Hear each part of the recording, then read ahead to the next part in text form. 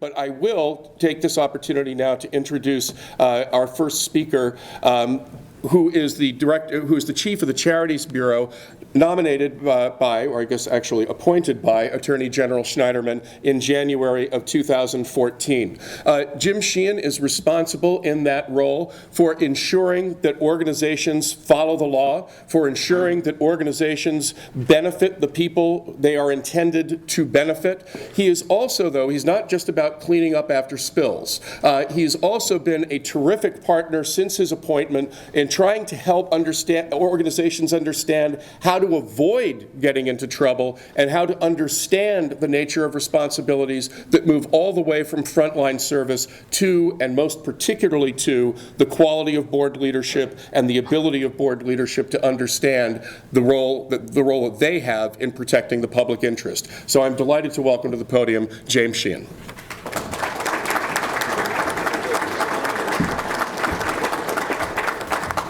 Thank you, David. So those of you who have heard me speak before have seen this slide before, and that's because Attorney General Schneiderman, who spent his career before he joined the Senate as a lawyer representing both for-profit and not-for-profit, but his true passion was representing not-for-profit clients, and has made it clear in this job as Attorney General that this is a really important sector for him and an important sector for New York, and our job is to assist and help and support organizations doing what they are doing, and also paying attention. David talked about the number of people and the number of organizations.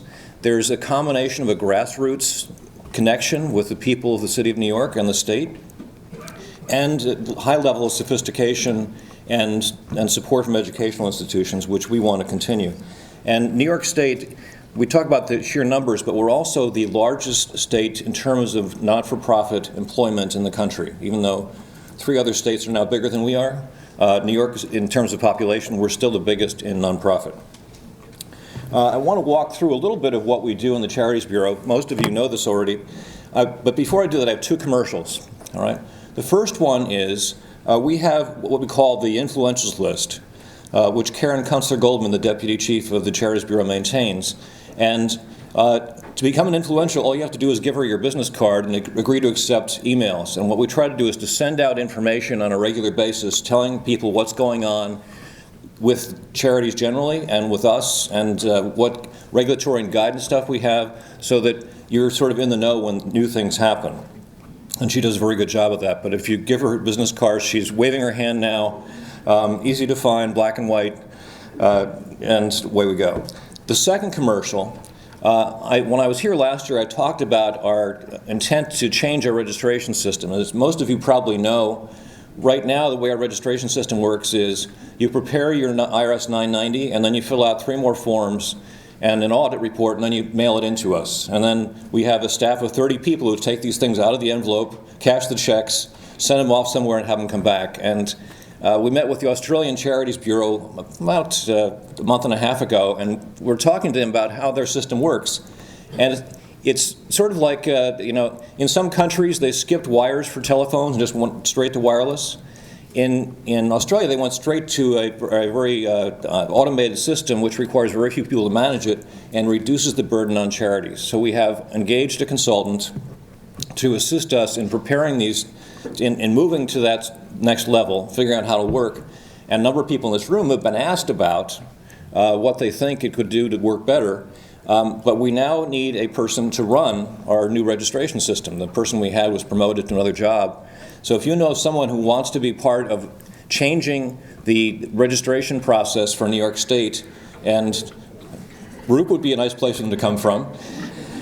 So anyway, so that's the commercial. If you look at our website, you will see that it has tremendous amounts of information about charities in New York and what they do and where they are. And we're starting to mine that information to figure out where organizations go. The other thing that has happened in this area is that the IRS data on 990s is finally becoming automated. It used to be all PDFs.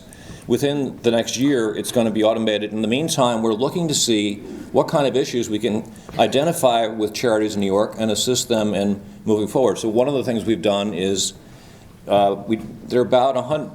The law in New York says you can't loan money to officers, except educational institutions. So we mined the 990s, and it turns out that about 120 entities in New York have loans to officers. And our approach is not to say bad, is to say, tell us if this is accurate, tell us what the loan is, tell us what the terms are, and what your plans are to address it. All right, you'll see that come out in the next couple of months. We have a lot of how-to guides, and we work very hard, and Karen is in charge of that effort, for things like conflict of interest guidance, related party guidance, issues of the Not-for-Profit Revitalization Act, all there. We also have a phone number we maintain, and every day there is an attorney whose job it is to answer the phone and to respond on issues that people find in our statute. Okay, so how we work with charities. When David talked about this, it sounds like it's all enforcement, but in fact, the majority of our people do not do enforcement, at least not against charities. They work on protecting the mission and the beneficiaries of charities, and one of the big ways we do this that we don't hear a lot about, and I didn't know about until I got here, is bequests. Now, the bequests in New York tend to be in the educational and the arts, but there are a lot of social service agencies that also get them. And one of the things we find is part of our job is to represent the charitable beneficiaries in estates and trusts. And what you find is, even though the person giving the money in their will was very much committed to the charity, sometimes the family members think charity begins at home, and they're represented by attorneys who have the same interests. So our attorneys are in the counties and in the city on a regular basis saying, here's what the donor committed to, and here's how it works. Looking at charities in New York and nationally, the most effective ones with the largest donor bases are seeing upwards of 25% of their money coming from bequests. The average for the sector as a whole is about 7%. We would like to work with charities on encouraging bequests. There's a whole group of us, myself included, we're sort of reaching that age where bequests are something you should think about.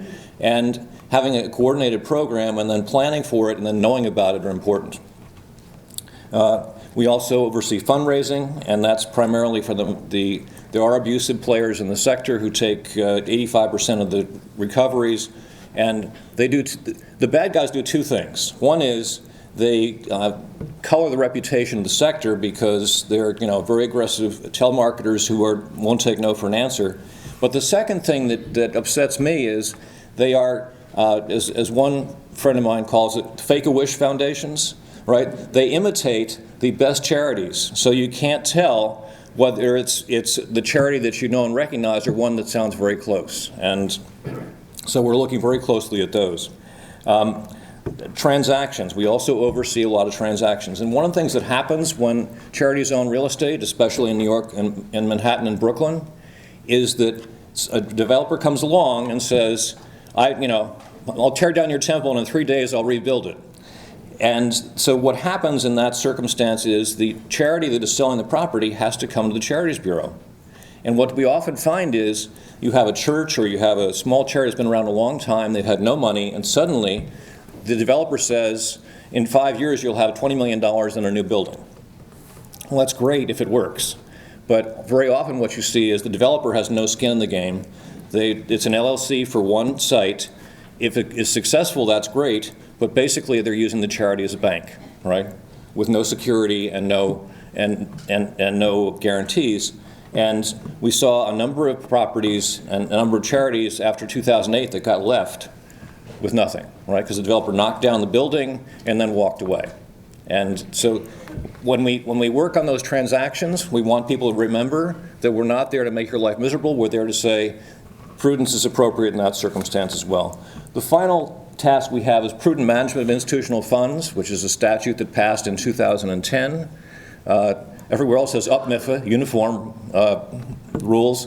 New York has NITMIFA, New York rules, which are slightly different. But the takeaway for this is if you have endowed funds or institutional funds, you should have a written policy about how those are invested. And I know a number of people in this room are looking around thinking that would be great if we had institutional funds to invest, but we're working day to day. But that issue, we do see organizations where that's sort of an afterthought, and it's a very important part of the responsibility of directors to see that money is invested prudently. So now I'm going to talk about what I'll call predictable crises in nonprofit life.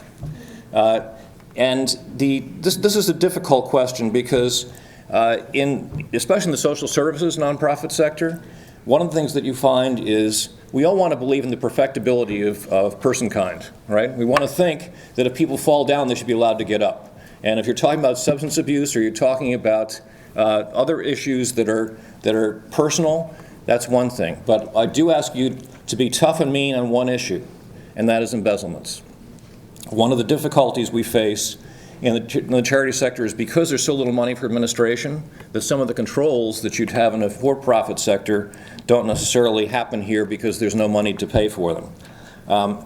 And so one of the issues we look at is, again, embezzlements are going to happen in every organization. They happen in government. They happen in for-profit companies. They happen in nonprofit companies. The issue is not did it happen. The issue is what do you do in response, all right? And there are three things we're going to ask you to do in response. One is fire the person who stole the money, right? Sorry, that's, fire the person who stole the money. The second is try to get the money back in whatever technique you can do. Sometimes it's insurance, and we can help you with that. And sometimes it's from the perpetrator, although usually it's gambling and other things. And the third thing is look at your systems and say, how do we prevent this from happening again? All right? And you'll see as we go through some of the cases that we've seen. On the page 6 of the 990, it says, did you become aware of any diversion? There are only 38 reported in New York State last year. There are more than that out there. But when I talk to directors about this after it happens, and they're embarrassed and they're ashamed, and they don't want to talk about it. And the problem is, it's like any problem, if you don't talk about it, it doesn't get better. So, and the directors say, I didn't sign up for this. All right, I'm here to work on the charitable mission. I don't want to worry about who's counting the money and how it works. But part of the director's function is when bad things happen is to figure out how to prevent them from happening again. It's part of your duty of prudence and part of the responsibility to the beneficiaries. And what I want to tell you today is we want to work with you on that. And we will ask you the question, not are you a bad person, but what have you done to prevent it from happening again? And it's a good idea to have an answer to that question. And there are relative, if you talk to accountants and auditors, they're even meaner than I am in terms of saying fire the people who steal and then put rules in place. But there are people who have expertise in this field, and the board needs to hear them and listen to them. So I always like to have a few pictures in my presentation. Mr. Morgan. Mr. Morgan there's a wonderful charity in Lido Beach that provides a summer camp essentially for people with developmental disabilities, and they do a great job. And people on that part of Long Island are passionate about the services they perform. Mr. Morgan volunteered to be the finance director of Camp Anchor. And again, you'll see through all these charities, there's a common theme. Nobody wants to be the secretary, especially after the Revitalization Act, and nobody wants to be the treasurer. But somebody has to take that responsibility and somebody else has to watch. Mr. Morgan volunteered, and he said, no problem, I will maintain a mailbox in Rockville Center where I will accept all the contributions. And he did accept the contributions. Not only did he accept them, he put them to work for his own lifestyle. And this was discovered because the DA of Nassau County was looking at for theft from two individuals who had trust funds with Mr. Morgan. In the course of doing that, they subpoenaed his bank records. And they discovered that he was stealing all the money from Camp Anchor. So again, the issue here is not did this happen and is it a bad thing for it to happen? It did happen. It's unfortunate that it happened. The question is, what do you do next? And we're reaching out and having that conversation. Next one. So Camp Anchor, good program, guy set out to steal from it. Next one is Alan Brand and Narco Freedom. And Mr. Brand, the case against him is currently pending, but basically what he was doing was running 3-quarter houses where people would be stuffed in very small quarters because they would then use, this is as alleged in the indictment, they would use since these patients were living in their houses, they would send them to all the other services that Narco Freedom provided, whether or not they needed them. And you'll see New York Post in its usual understated way. The boss' kid got a Porsche and the client's got bed bugs. That's Again, there are nonprofits that go, this is not anybody in this room. Alan Brand did not show up for these programs. Not surprising, but we have responsibility for that too. The next one is Mr. Jacobowitz. Again, if you look at, this is a nonprofit world that, for some reason, the three groups that we see that are most likely to be stolen from, sports leagues, volunteer fire companies, ambulance companies. Why is that? I don't know the answer to that, but I think it's the same thing. You don't sign up to be on the volunteer ambulance company so you can count the money. You sign up because you like doing the job and helping people. And people who sign up for sports organizations, the same thing. And so I feel, and I know my friends in the accounting profession have the same problem, that this is not the exciting part, but it's a critical and essential part, and if you are on the board, you need to make sure that someone is paying attention to it. So one more. This is Mr. Brad Reiter. He was such a good guy. He used to live in Long Island, and when he moved to Jackson, New Jersey, which is on a good day about a 2-hour drive away, but there's never a good day between central New Jersey and Long Island, but he still stuck with the organization. What a great guy. And essentially, again, everybody delegated to him the responsibility for managing the money because they wanted to take care of people on ambulance runs. And for such a large area with a number of patients, it was very surprising when you look at their 990 because the revenues are very low. And the revenues are very low because he was skimming the money before it got into the till. And so the amount that was reported was far below what was actually received. His case is also pending. We'll see what happens with that. But these are the kind of cases that show up on our doorstep.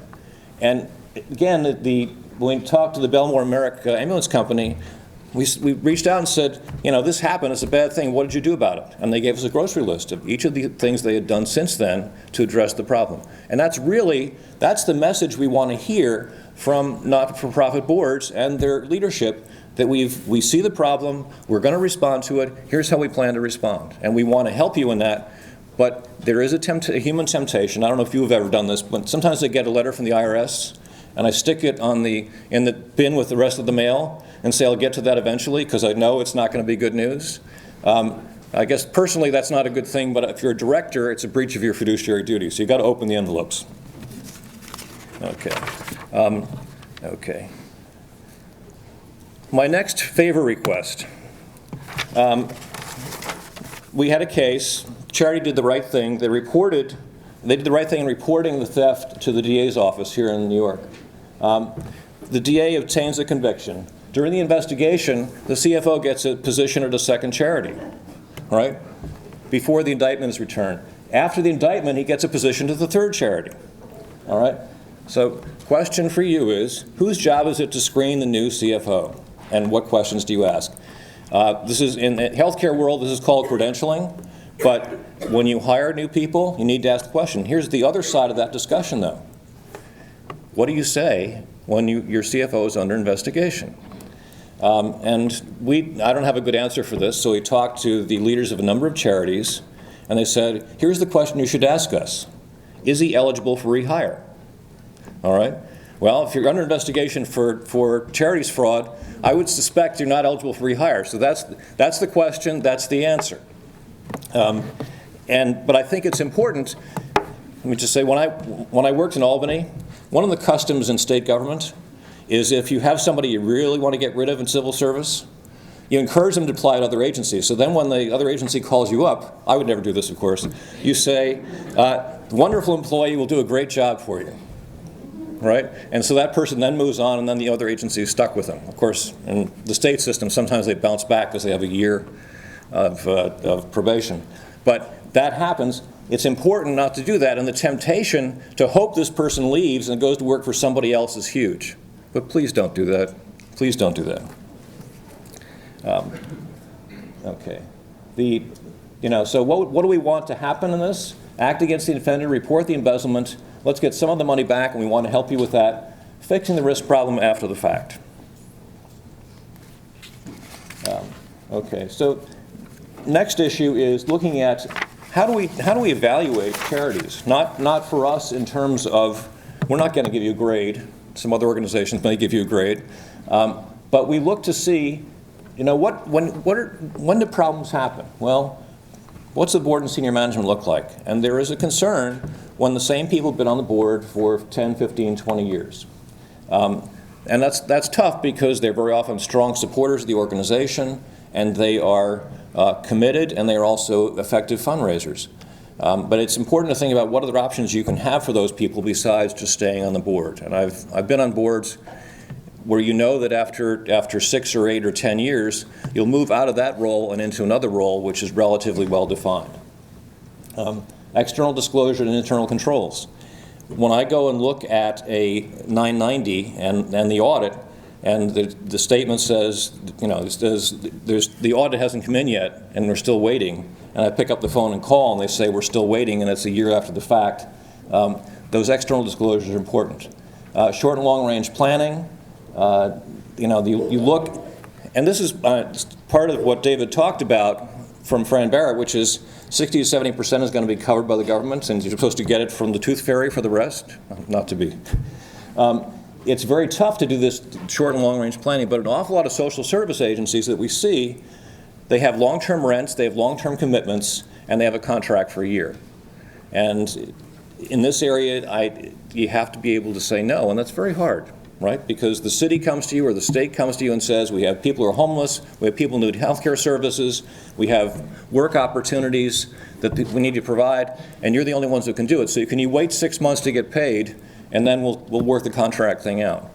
And as an advocate for the sector, we need to be able to say, if you're going to do that city, if you're going to do that state, you need to make sure that the money comes when it has to come and the contracts are approved on a timely basis. Self-assessment and benchmarking, Claire talked about that. Government stakeholder relations, what kind of outreach does the organization do and how effective is it? I will tell you the number of organizations, the charities we deal with, make a real effort with not just with the regulator, but with the agencies that handle contracts, and it makes a big difference. So now, this is the NIPRA is now, NIPRA, the Nonprofit Revitalization Act will be 2 years old on July 1st. And I wanted to walk through some of the things that we would expect that you'll have in the organization. So the first one is a formal conflict of interest policy. We suggest in the bylaws, but we're not, because it's a condition of being a board member, but it's got to be somewhere. And you'll find on our website guidance on the conflict of interest policy. And the next one is a formal whistleblower policy consistent with the requirements. Again, we have guidance on whistleblower policies on our website, which people should be aware of. The key with the whistleblower policy is knowing that you have a system for people to report issues internally. So why is this important? We have a number of matters that we're looking at now where bad things are discovered, someone reports to the board, and then comes to the government, comes to the Charities Bureau, all right? And the next thing that happens is that the charity sues the employee, alleging a breach of the duty of loyalty because they actually talked to the government about these issues. Whistleblowers are often a pain in the neck, but they also bring important matters to light. We feel very much responsible if people are retaliated against for being whistleblowers, that we take an action to deal with that. Independent Audit Committee. The Audit Committee for organizations, especially in the audit category, which goes up in the next couple of years, but we want to make sure that that audit, which is a protection for you and for the beneficiaries, is done effectively and overseen. The other thing is conflicts of interest are disclosed to independent directors, and whistleblower complaints are reported to independent directors. And the theory here is that people who work for the organization and get their paychecks are not going to be as objective in analyzing what comes in. And I say all this about whistleblowers. About 80% of whistleblower complaints are personnel matters or things that cannot be fixed in our world. But the 20% that are not, we all need to pay attention to them. We need to listen to them. They may not always be right, but it's important that people feel they have a voice and that there's somewhere they can go if there's a problem. Okay, audits and oversight of audits. This again was one of the major changes in the Revitalization Act. Is there effective management? Right? That's not officially what the thing is about, but that's part of the, if you can't do your financial reporting, you probably have some other problems. Internal controls and systems. We've seen organizations that tell their auditors not to do management letters because it will affect their funding. That when we find that document in our document review, that's not a good thing. Fraud risk, governance, independent assessment. A good auditor will not just focus on the sort of the four corners of the financial statements. You can ask them to look at other issues. And the best executive directors I know actually ask the auditors to take a look at certain areas they may think are problems. And when they come back with a statement or a management letter, that's a good thing, right? The first year management letter saying you need to improve X or Y or Z, that shows management is on the ball. That shows the auditor feels empowered to say these are issues you need to pay attention to, and it's an opportunity to address the issues that come up. A second year with the same management letter with the same issues that have not been fixed, that's a problem. And I will tell you, in the organizations that have had financial trouble, that kind of second year management letter or paying attention is a problem. We've also seen audit committees where the audit committee never meets with the auditor, right? Or the audit members never show up. And that is a message. The other thing is we rely on the 990s, as does the public, so we want to make sure that information is accurate. So the key I want you to take away for us in the Charities Bureau is we really want you to succeed. And I think the evaluation program that the Better Business Bureau talks about is an important part of that. But you need to have a business plan.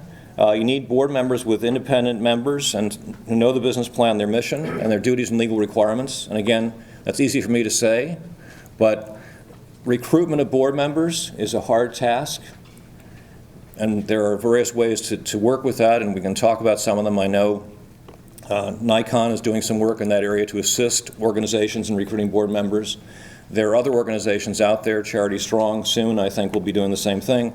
But the key is, how do you bring in people with the financial background or the government background or the management background to be helpful and useful? Filing requirements.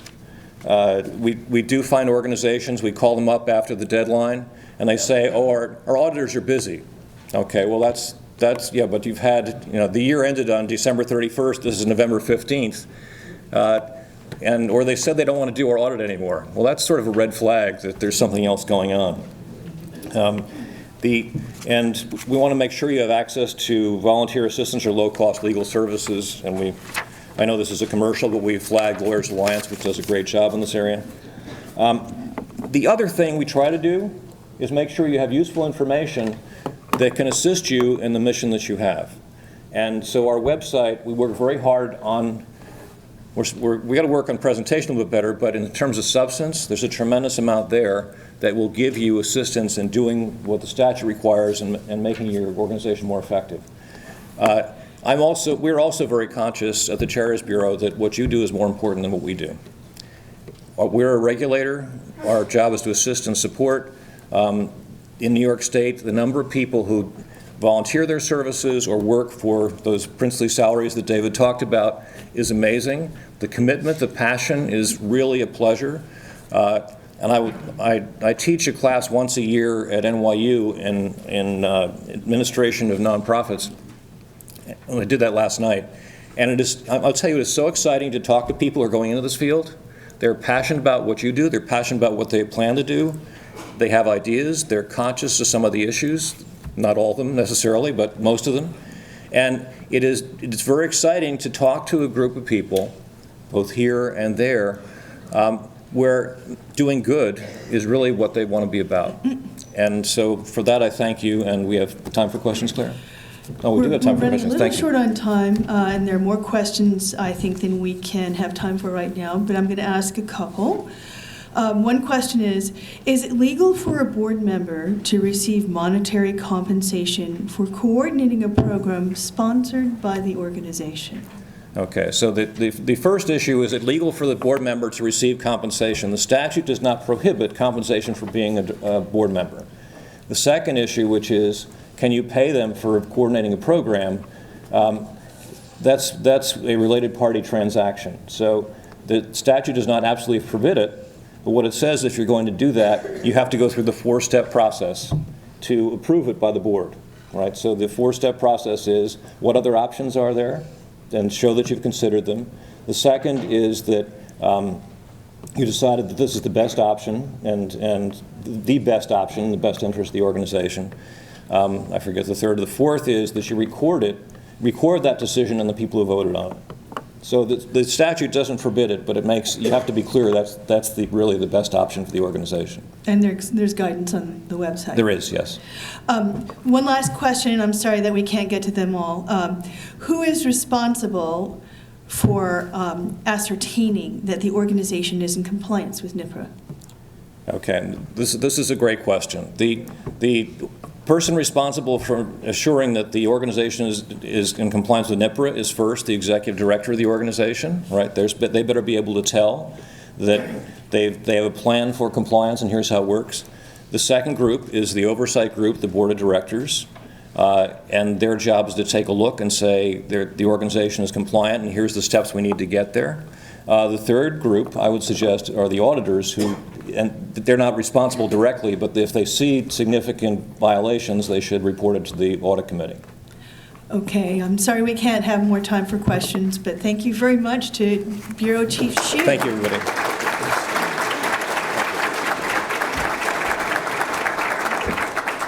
That was excellent. And what we will do is we will share some of those questions with Chief Sheehan.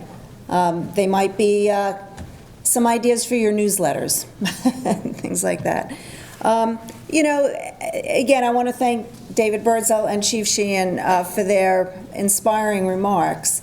And with Chief Sheehan, we heard a lot about what you need to do. And I will say, when we're talking about the BBBs, when we're talking about self-regulation, we're talking in this case about the BBB 20 Standards of Charity Accountability. It's a self-regulatory program. It's not going to, answer every single issue you're ever going to face, but seriously, and it might sound like a plug, but if it is, it is. Self-regulation is so important in our industry, and by following the 20 Standards of Charity Accountability, the way I always think of it is at least it puts you on a path, puts you on the highway, and it's a little harder to stray off. You have good guidelines to go by. So for those of you who follow them now and meet them, congratulations, keep it up. For those of you who would like to try to see if you meet them, you can do that with us. We will work with you to see where you stand in relation to those standards, and we will walk with you down the path until you see what you need to do to get to them. So with that, I'll leave it at that, but please, if you're curious about the standards and participating in the self-regulatory process for our industry, let me know. And I'll be happy to help you find out what you need to do.